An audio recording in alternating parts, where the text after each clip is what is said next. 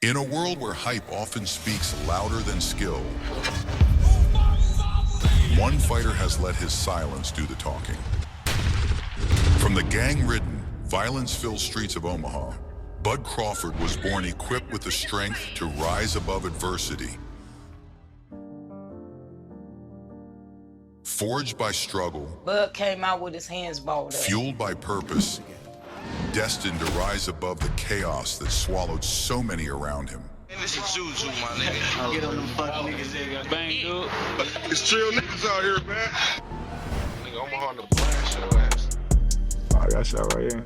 The shooter unleashes. He got shots that he went through. That's an inspiring story. Puffs of smoke shows where the shots hit. From the streets of Omaha to boxing's grandest stages, Terence Crawford is the best fighter on the planet. Pound for pound, he's that dude.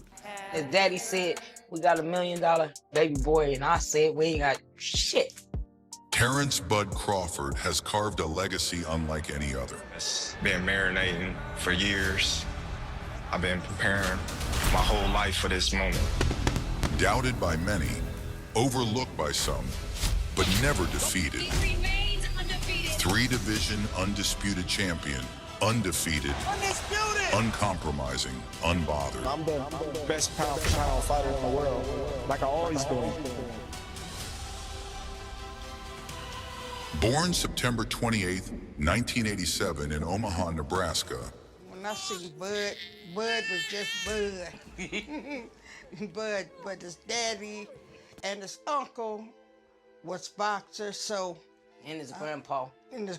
So Bud go out there and knock some heads off. I said he gonna be one little bad boy. Bud came out with his hands balled up. And his daddy said, we got $1 million baby boy, and I said, we ain't got shit.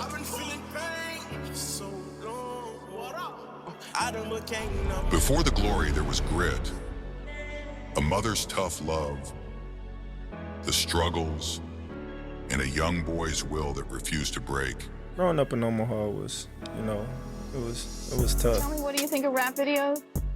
Yeah, right. Cool. What about the guns in them? Do you think it's a bad influence on kids? Why not? Because they just don't see it on the TV. They see it around here every day. We got our own videos around here. When you're looking around and your friends getting shot, you getting shot, they going to jail, some of them getting killed, and, just the drugs and the violence around you.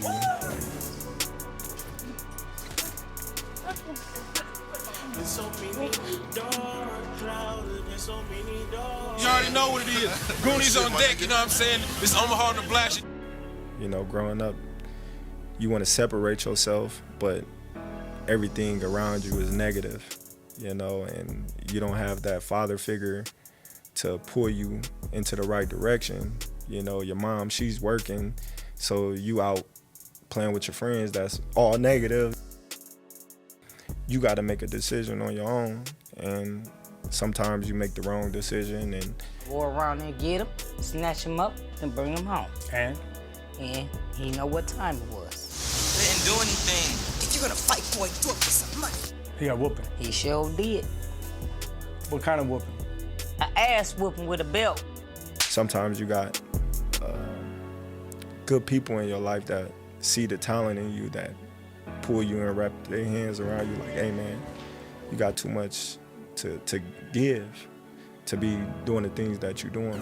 Raised by his mother, Debbie, Bud found his balance between the struggles of the ghetto and the discipline of the boxing gym.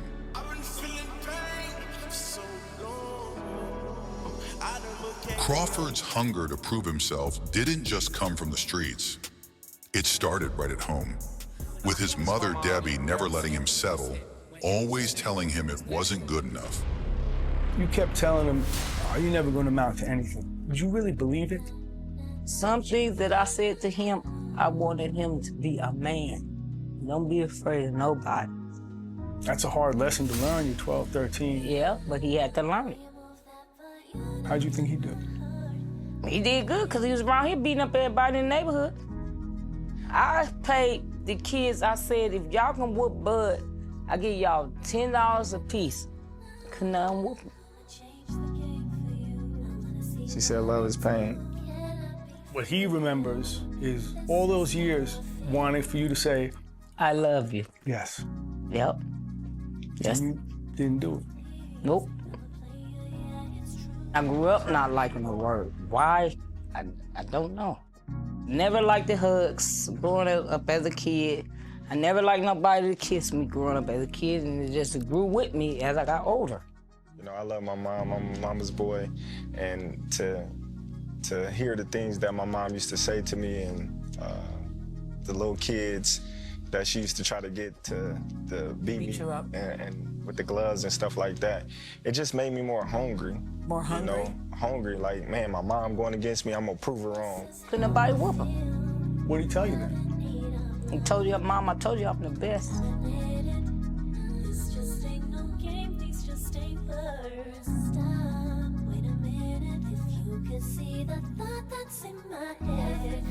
Mom, we got like a love-hate relationship. We got a love-hate relationship. I'm gonna get him. Is all those years wanting for you to say, I love you. yes. Yep. Yes. And you didn't do it. Nope. Well, my mom, you know, she deal with different traumas and in her life. Yeah, things in her life, so that would led her to be that way that she is. Bud learned early that comfort breeds complacency. That constant push lit a fire in him, a drive to outwork, outfight, and outshine everyone. When she always telling you you're gonna lose or you're not good enough or you're gonna get your ass kicked or things like that, it's like, okay. When I win this tournament, she gonna say congratulations or good job or I'm proud of you. But it never happened. It's heartbreaking because, you know, that's the woman that birthed you. That's my first love, you know, it's my mom, you know, and for her to treat me the way that she was treating me, you know, not because of she didn't love me, it's because of what she was dealt with. Right. Hurt people hurt people. Yeah, and it just like, I wouldn't wish that on no kid. When I got older, I noticed that it was her negative way that pushed me to be great. Bud was one of those typical kids who had too much energy to be at home, always running up and down the neighborhood where trouble was just around the corner. I stayed in trouble as a kid, getting in fights, fighting people outside of school. It was just rough. I was a little tempered kid for some reason. Carl Washington happened to be his neighbor, who ran a small neighborhood club that kept local kids off the streets. I found him out my back door. He was one of the little kids that was running up and down the alley.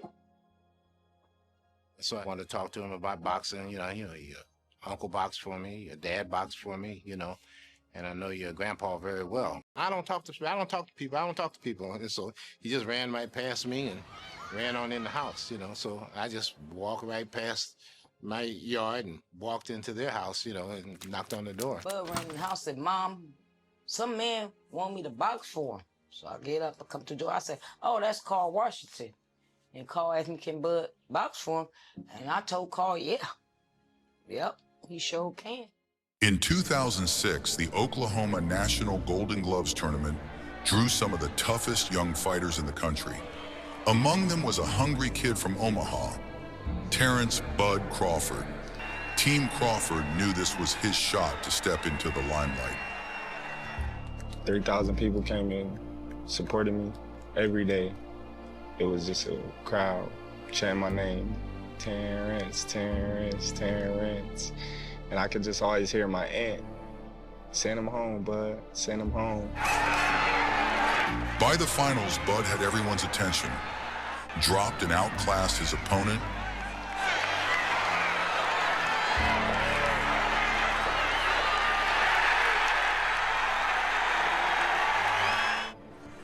but when the decision came, it wasn't his name they called.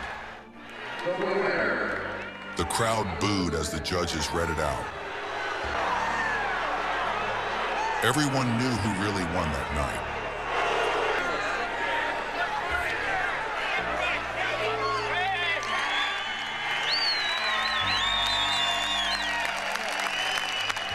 it's over with. I'm just about to turn pro. That was my next question. What's next for you? Yeah, turn professional. Look out for me. Just after Crawford's pro debut in 2008, he was back in Oklahoma, out with friends, shooting dice on the street. A rival gang was riding out, looking to settle a score and let off shots.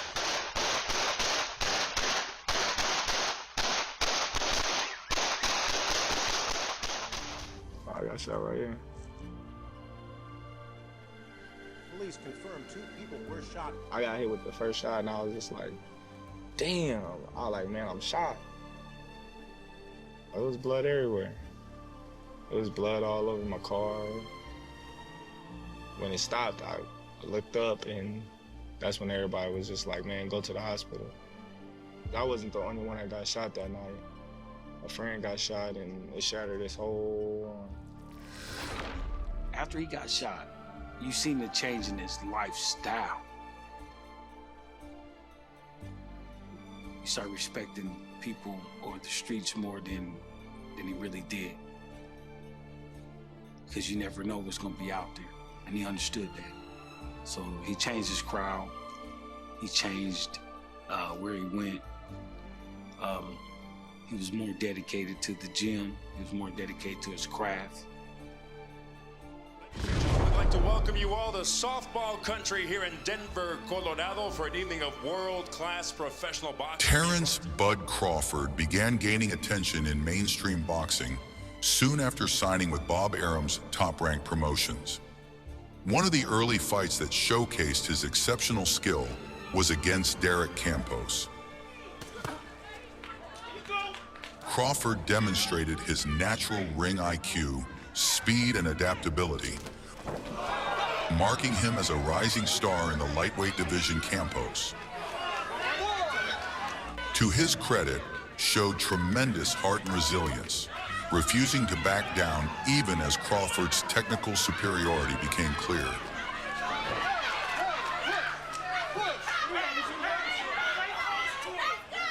This fight wasn't for a major title, but it was the kind of performance that turned heads in the boxing world. Showing that Crawford wasn't just another prospect, but a serious talent on his way to elite status.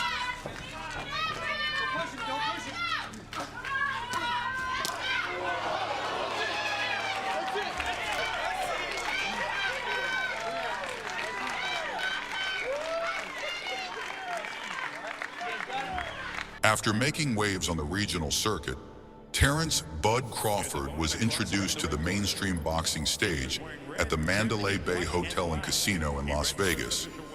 Of 142 pounds. He faced Andre Gorgeous in a 6-round bout.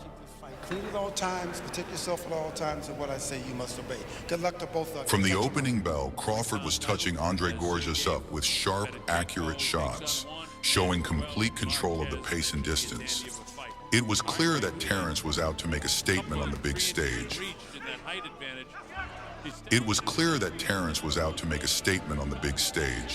Proving he belonged under the bright lights of Las Vegas. Every combination had intent, not just to win, but to announce his arrival as one of boxing's next big names, clearly separating himself from typical prospects. The bout served as a preview of the elite-level fighter he would soon become. Terence Crawford. After showing out in Vegas, Bud took his game down to Dallas at the American Airlines Center to go up against Alejandro Sanabria.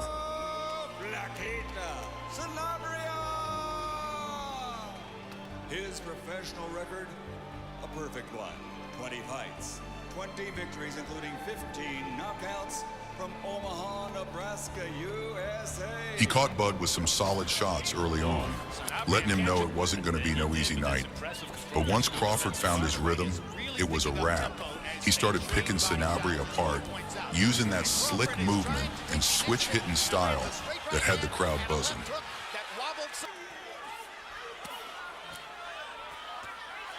Now Sanabria scores a rally.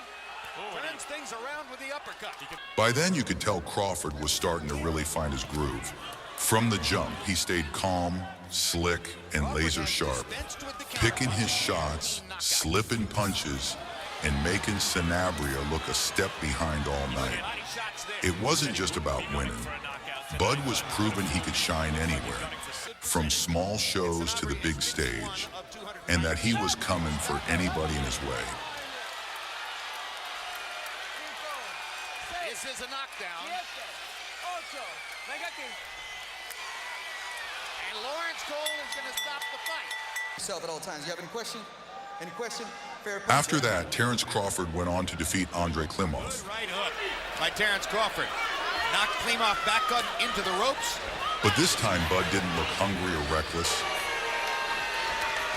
Nice kick. He looked calm, cautious, and calculated. Look at the results. He wasn't rushing anything or chasing a knockout. Crawford was reading Klimov like a book, taking his time, breaking him down piece by piece. Every round showed his patience and ring IQ, not aggression for its own sake. That dominant, controlled performance in October 2013 secured Crawford's spot as the mandatory challenger, proving he could stay disciplined even under high stakes. And that composure earned him his shot at the WBO world title against Ricky Burns, the moment where his real takeover began. When Bud stepped into Glasgow to face Ricky Burns, he walked straight into the champ's backyard. Crowds screaming, energy wild. Challenger from Omaha, Nebraska, Terence "Bud" Crawford. But Crawford stayed ice cold. I give you the closure in the dressing room. They're having a clean match. Good luck and God bless you. Burns tried to pump that jab and set the tone early, but Bud wasn't buying any of it.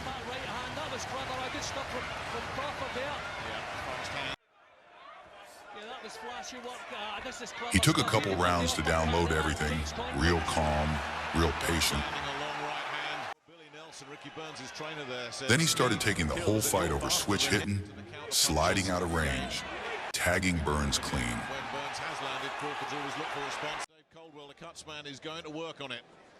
You know, I'm just wondering the way Ricky really. By the middle rounds, you could see Burns getting frustrated because Crawford had every answer.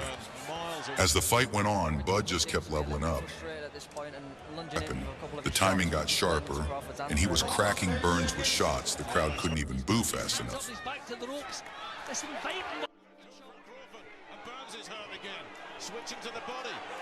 By the championship rounds, Crawford was straight up schooling him. Not reckless, not wild, just controlled dominance. Burns hung tough, but everyone in that building knew who the better man was. That's never happened before, but Crawford is going for it. Burns catches it with a left, but still Crawford pouring it on. When the cards came in, all three judges had it for Crawford. And just like that, Bud walked out of Scotland with the WBO world title on enemy soil. A moment of history for the American. The first Omaha born and raised world champion. It was thoroughly deserved. His next test was an up-and-coming Cuban star, Yuri Orkis Gamboa. The lights got brighter, and every step Crawford took came with a bigger challenge. Undefeated and an Olympic gold medalist, a guy people swore was going to be one of the best to come out of that Cuban stable. But that hype don't matter when you're standing across from Bud. Gamboa did land some hard shots on Crawford early, but Crawford ate them like breakfast. The thing about Crawford is this: the moment you get in front of him, all that flash, all that promise, all that talk, it disappears. He makes everybody look ordinary.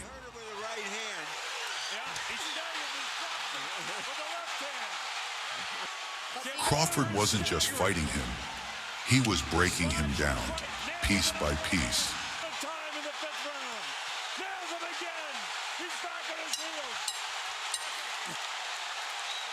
All the skills that had people buzzing about Gamboa suddenly looked slow, predictable, basic. That's what Bud does. He takes undefeated fighters, Olympic champions, future stars, whoever they line up, and turns their potential into empty words. Another night, another hyped name humbled, And Crawford kept marching forward like the lights couldn't blind him, even if they tried. After smashing Gamboa, Bud handled Ray Beltran next. But at some stage, fighters will fight like this. Now he gets his distance and drop there. And this is what Beltran needs to do a whole lot more of. But he can't, just with a little upper body movement that Terence has. Tough veteran, but Crawford made him look basic. Clean work, levels above. No doubt who the better man was.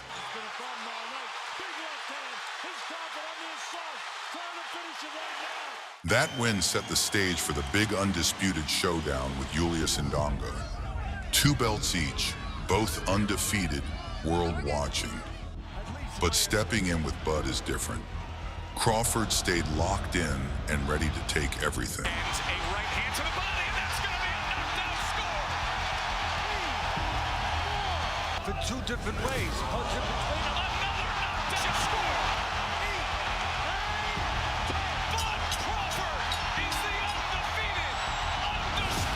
You dominated the 40 division.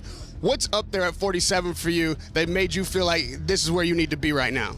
Just me, continuing my legacy, my career, and on to bigger and better things. You haven't even fought at 47 yet, but there's so much conversation about you and Errol Spence. People obviously want to see that fight. I would expect that fight to be as popular as this one. What are your thoughts on Errol Spence and what he's done at 47 and his matchup against you? He's a good fighter, but he's not indestructible. Every fighter have their own flaws, and I'm willing to exploit each fighter's flaws when we get in the ring. Do you think 147 is where you will spend most of your career? Does that feel like a comfortable weight for you? Can you clear that division out? Of course. Jeff Horn was the first step for Crawford in the welterweight division. Bud didn't want no tune-up, no warm-up fight. He went straight into a championship bout against the newly crowned WBO champ. Horn had just beaten the legend Manny Pacquiao in a controversial decision and came in talking big. His professional record is a perfect one. 32 victories out of 32 fights. And former undisputed junior welterweight champion of the world. First and foremost, I want you to watch your head. She has family has come here. Crawford chose to walk into 147 the hard way, proving he wasn't here to test the water. He was here to take over. Lunges in just like that with his head. Oh, Horn comes in with a right hand that lands flush on Crawford. You just got to land a few shots. It's a lot easier said than done. Now orthodox is Bud Crawford. There is the left hook. See him lay on that left side. Punching between punches and a flush left hand. And here comes Bud. Nearly floored him there on the bell of a dominating 8th round by Bud. His left hand, right hook, uppercut, sends him back. Another left hand and a knockdown. Here he comes. Backs him up with a left hand again. Horns in the corner. Uppercut lands. Crawford on the attack. That's it. The new undefeated WBO welterweight champion of the world. He went on to destroy Jose Benavidez Jr., breaking him down all night before putting him out in the final round. Not how we want to end this fight out.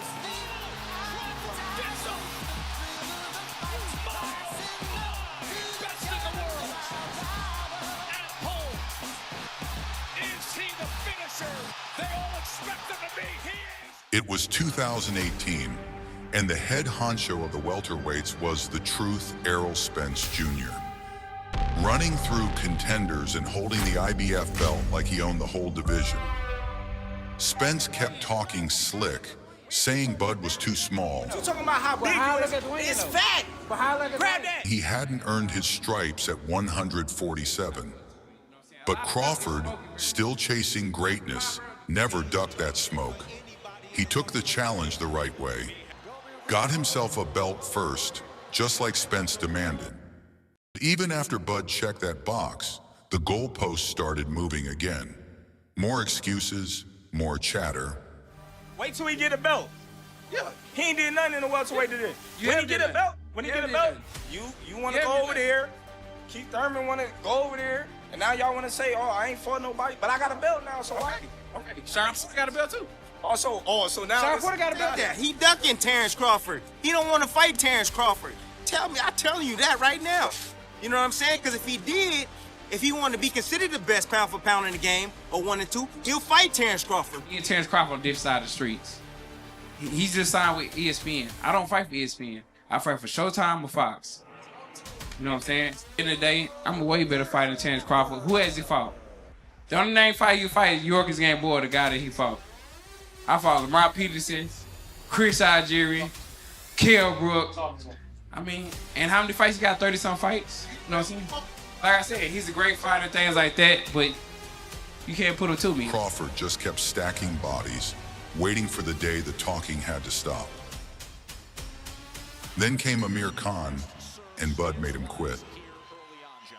Then he's able to set up his combinations. Oh, he scores a knockdown! Bud Crawford with a first-round knockdown! Here at MSG.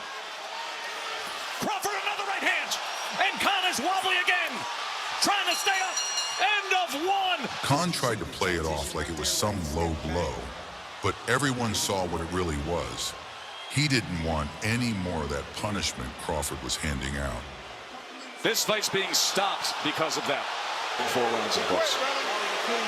Come on now. Still. By this time, boxing fans were starving for that Spence Jr. versus Crawford showdown, and you could see Bud getting a little frustrated. Like, why Spence and PBC keep dragging their feet when the whole world wants this fight? Well, everybody know I want the Spence fight. You know, that's the fight that everybody want. That's the fight that I want to prove that I'm the best welterweight in the division. You know, unfortunately, I don't know what's going on. You know, so I only can fight who they put in front of me. And that's what I'm going to continue to do, and that's what's going to be my main focus is the fighter that's in front of me. Until then, that's where we at.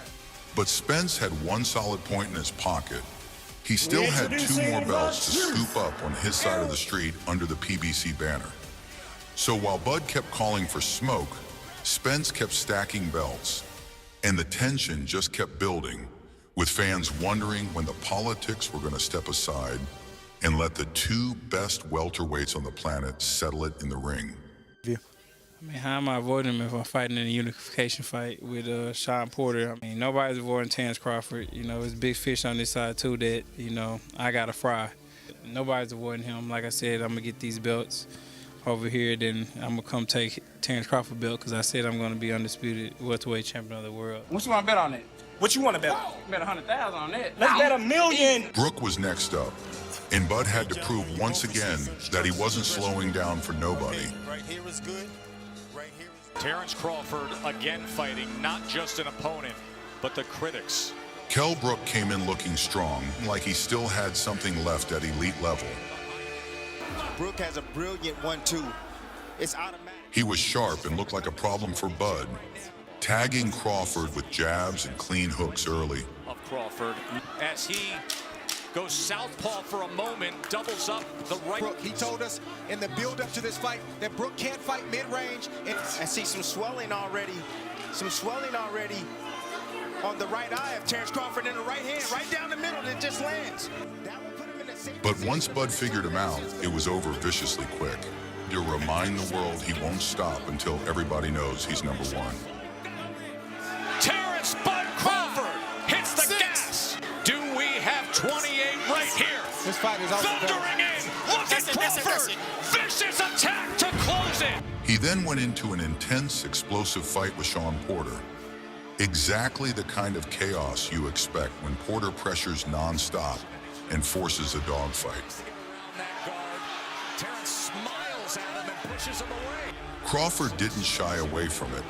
He stayed sharp, stayed patient, and kept making quiet adjustments as the rounds went on. Combination, he catches him coming in. Combination by Crawford. So good countering both. A front foot.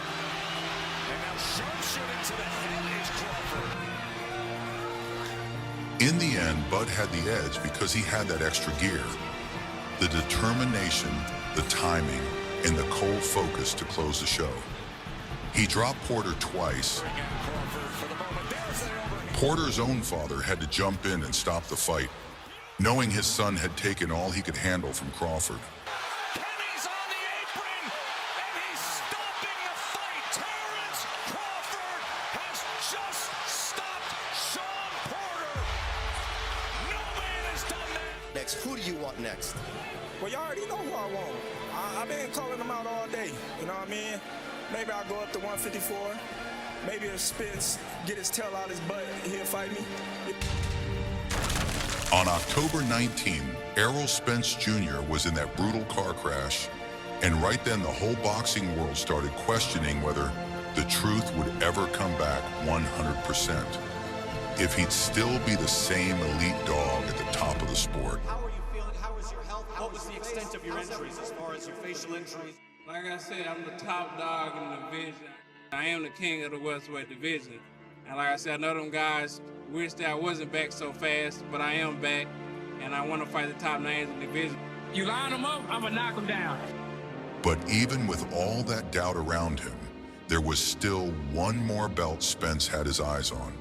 He ripped the WBA strap off Ugas in a brutal, punishing stoppage. No debate, no question marks left. That performance sent a message loud and clear. Errol Spence Jr. was back, fully locked in, and still the big fish of the welterweight division. You put him in the dirt? Crawford then took care of Avanesian with an emphatic 6th round knockout, ending the fight with a clear statement. He's here to take over, and he's not letting anyone make him fold. That's a reaction by Crawford. Boom, counter. Rolls with it beautifully, so he rolls perfectly. After that, there were no excuses left for why the undisputed fight between Spence and Crawford couldn't happen. It was the matchup the whole boxing world wanted. Put on a great show, a one-sided ass beating. I'm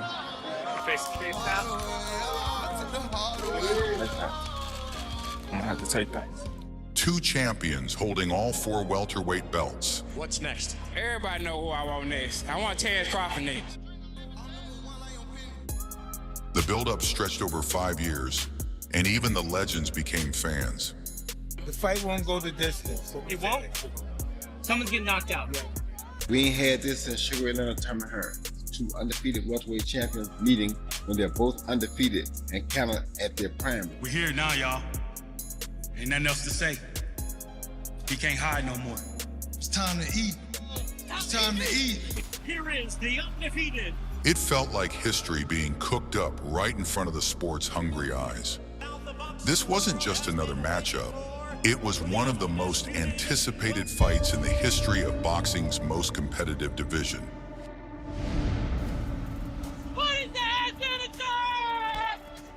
It is the time we've all been waiting for. We're taking him down. It's time to go, baby. Ready to have the champ. It's our time. From the opening bell, Spence tried to earn Crawford's respect by pushing forward and taking the role of the aggressor. But Crawford's sharp jab quickly made him think twice. And once Crawford started countering and meeting fire with fire, the tide of the fight turned fast. Spence is a little bit more effective. There it is there, look. And as I say that... Crawford's timing and speed were a nightmare for Errol. Within 2 rounds, he had completely solved Spence's pressure, timing him perfectly and scoring the first knockdown.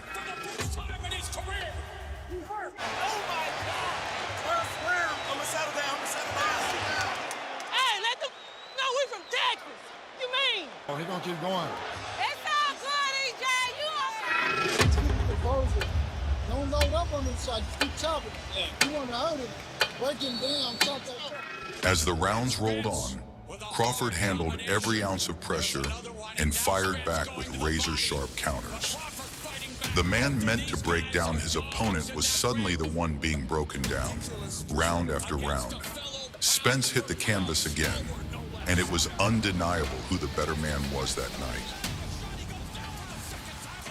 even when he lands a good punch, it's not hurting Crawford. Not at all. His ass! Hey, Jay, use your legs. Show you right in front of me. That third knockdown simply confirmed what everyone could already see. It was a one-sided beatdown, and the fight was heading only one way. And the counter right hook. The left to right. Errol Spence on inline skates. And the referee has intervened.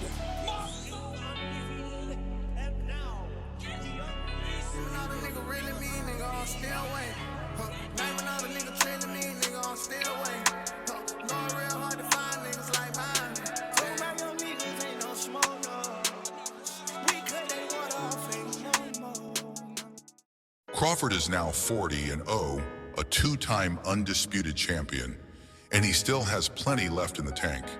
He's chasing even greater history, aiming to become a three-time undisputed champion, something no fighter has ever done. And to achieve it, he's willing to move up 2 more weight classes to face one of the best of this era, Canelo Alvarez.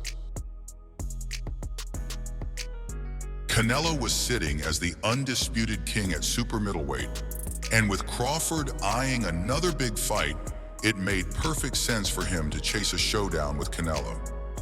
Before making that leap, Crawford tested the waters at light middleweight against champion Israel Madrimov. I seen the light and I climbed in.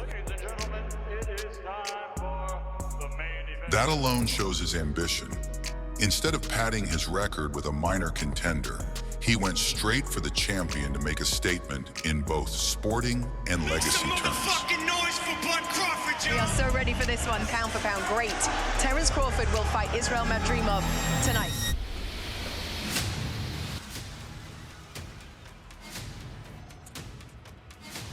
The fight was no walkover. It was a demanding, bruising test.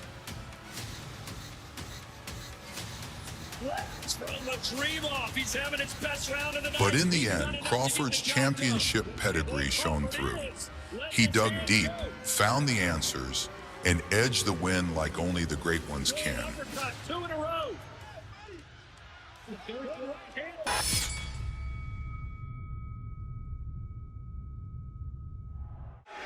From Omaha, Nebraska, USA, super welterweight champion of the world, Terence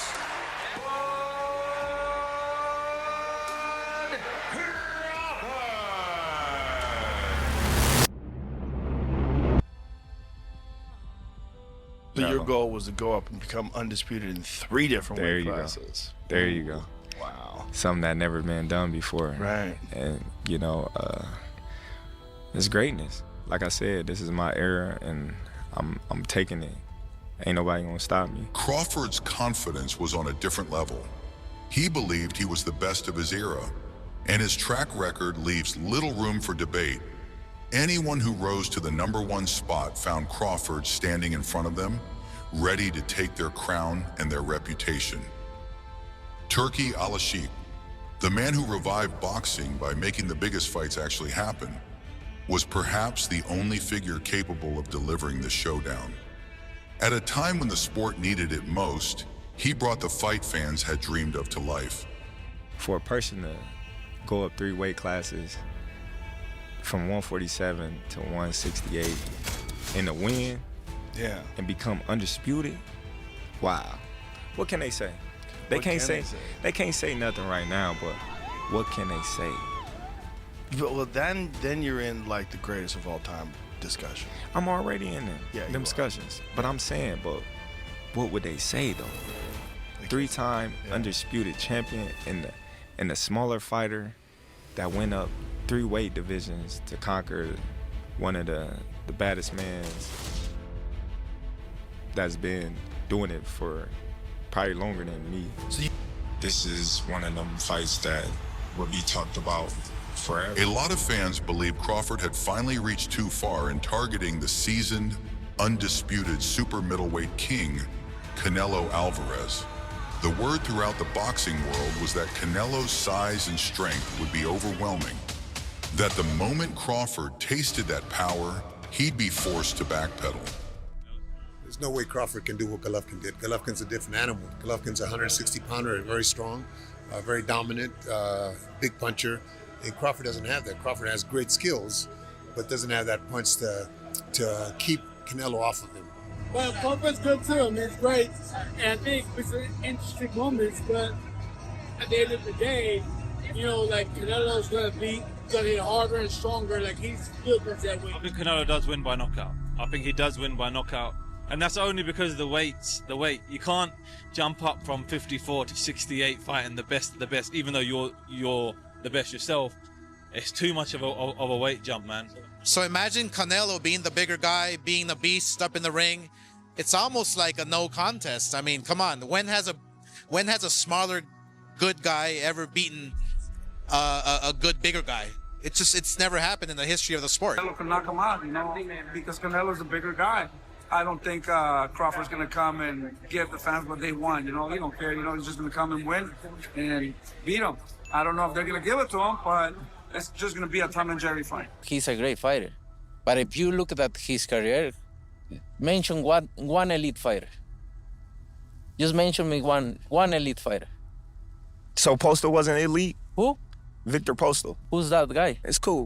Well, is there a champion? I'm going to fight another elite There is fighter a champions, in good fighters, but elite fighters is different. Wait. So I'm going to fight an elite fighter in September. Yeah. The moment of truth was about to unfold. What stood before them was a genuine legacy-defining fight. No politics, no debates, no excuses, just the ultimate test to put a full stop on the question of whether Terence Crawford is the best fighter alive. It also cut through the clutter of today's expanded weight classes, echoing the sport's old era when fighters answered these questions across the simple pillars of light, middle, and heavyweight. Begin round one of the super fight for the undisputed super middleweight title.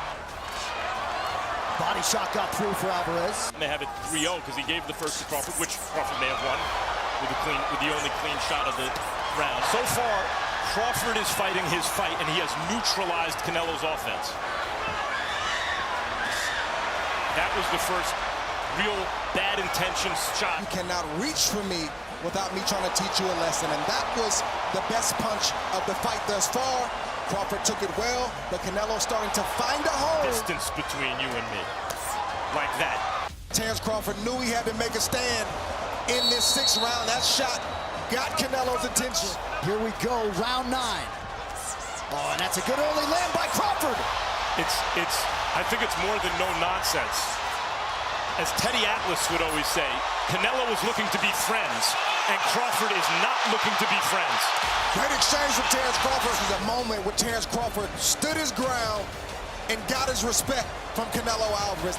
This is the punch that Crawford has been getting hit with all night. Great for boxing. Beautiful body shot by Alvarez to begin round 11. Oh, good uppercut. Time will tell. Those two look like... Right, so we do have the same set of judges. Manny Pacquiao fight. This has been a masterful performance from Terence. Down the stretch we come.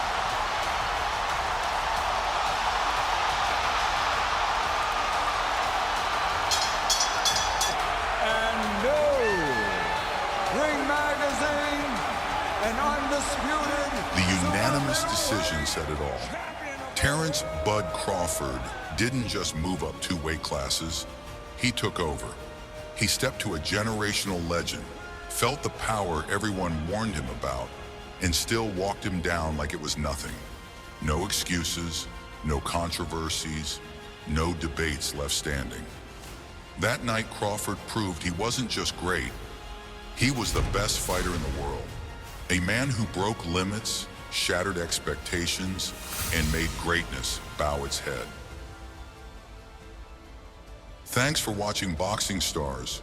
Don't forget to subscribe, hit that like, and drop your thoughts in the comments. The question remains, what's next for Terence "Bud" Crawford? Who will he face?